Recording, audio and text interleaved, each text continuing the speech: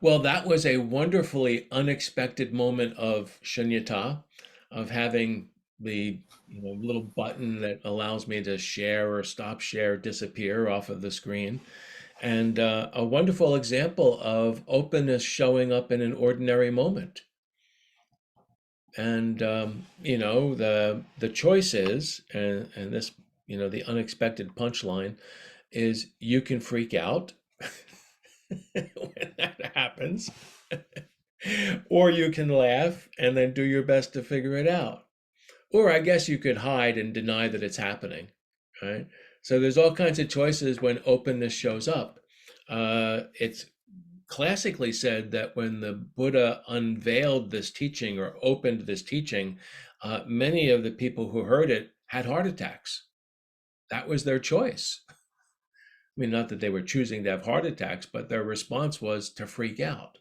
Um, so, the point we've been discussing, we've been working with the Heart Sutra as a way of exploring the teachings of the Great Way.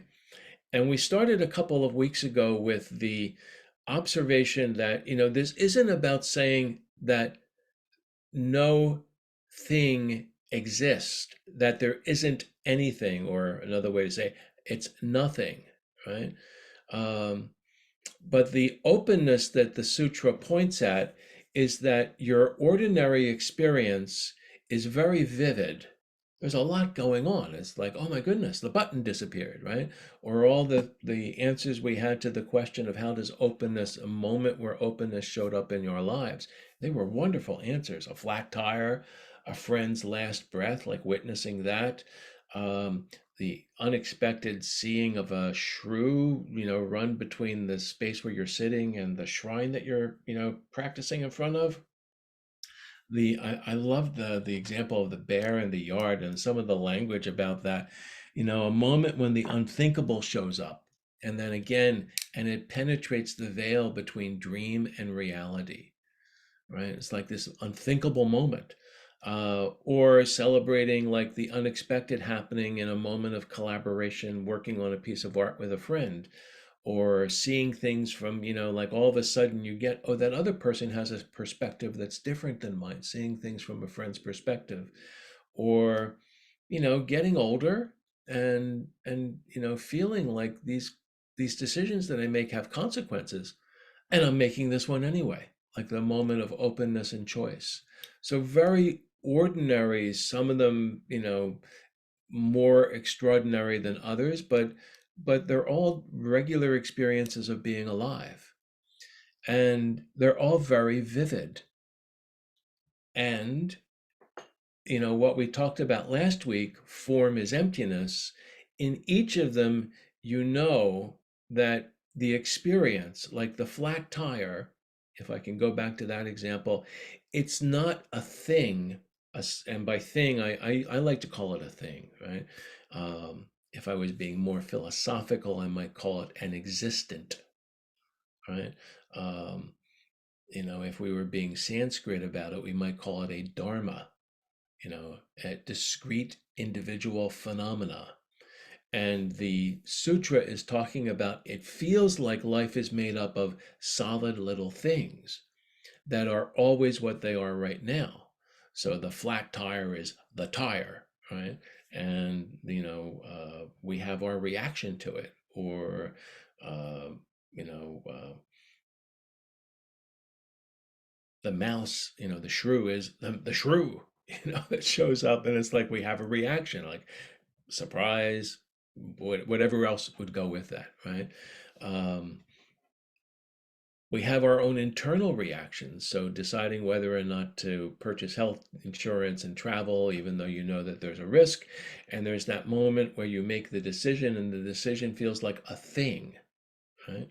So we're going to come more back at those moments in another talk, but it's like I'm trying to point at this idea of thing is a discrete, like a single phenomena that feels like it's solid, feels like it's got permanence or lastingness to it, and you can't divide it up into multiple parts.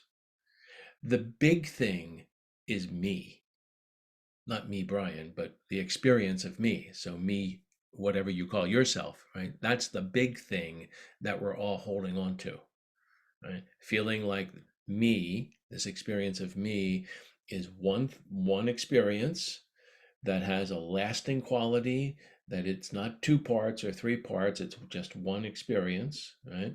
Um, and we hold on to it. And in our discussion of more like a river than a rock, that's the biggest rock that we're holding on to, right? So the question of a moment where openness showed up as an experience, well, all of those answers, and I'm just going to go back to the flat tire, it's like it literally punctuates that moment of feeling like the tire is just one way.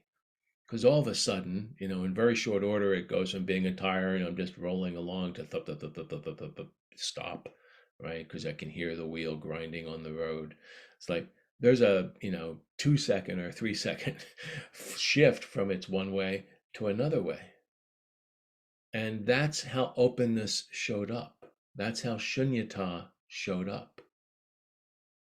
The reason I asked the question, and other examples, like there's this, that moment with a friend where it's your friend's last breath, and the breath is going out, and it feels like to be alive is one thing, and then it's gone.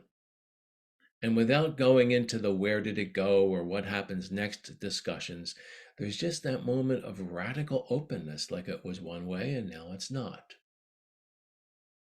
And there's something about that moment that really penetrates. I love that language about penetrating the veil between the dream of solidity and the way things truly are.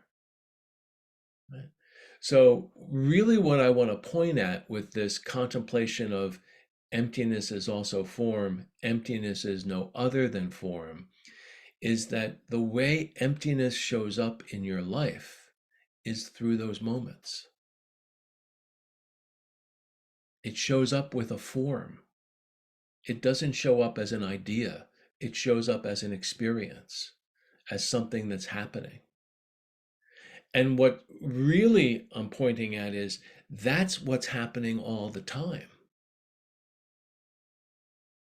Form is emptiness. Everything that you think is solid is really just this flow of radically open things showing up one way and then another, and then another, and then another. Emptiness is also form.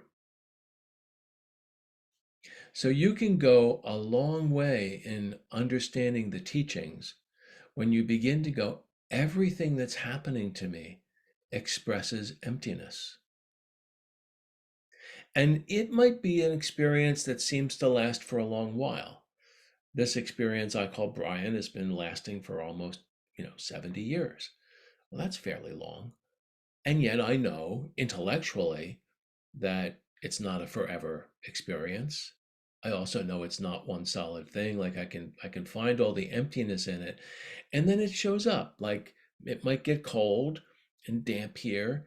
And where I injured my knee 20 years ago, all of a sudden starts talking to me. And there's an experience of, oh, it's not just one thing, it changes. That's emptiness showing up. I loved the example of, you know, you're with a friend, and the friend is talking to you, and you want to say, you're going back and forth, and then all of a sudden you realize they have another perspective. They're not looking at it from where you look at it. And at that moment, there's an openness to your experience of there's more going on here than what I see or what I think.